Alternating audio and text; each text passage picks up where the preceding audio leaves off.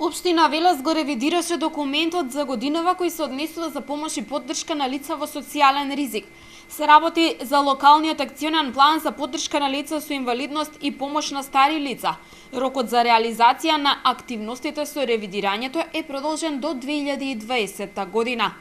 Оваа година овој документ е ревидиран и исто така има продолжен рок на изведба, тоа е 2020 година. Како дел од него набавивме две електромоторни инвалидски колички, хидрауличен елеватор за користење во домашни услови и вредноста на сите овие заедно изнесува 300.000 денара. По текот на 2016 година исто така отворивме ресурсен центар за лица со оштетен вид. Во Младинскиот парк заеднички со Центарот за поддршка на Вардарскиот плански регион изградивме литниковец, но поставивме и реквизити за лица со посебни потреби. Минатата година во рамки на активностите предвидени во планот за работа беа издвоени и средства за деца без родителска грижа.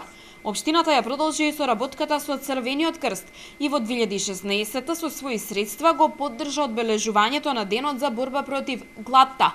Ставката за помош на ранливите категории граѓани во 2017 е повисока за 40% во однос на минатата година. На овој начин ќе продолжиме да работиме и во следната, односно во оваа 2017 година.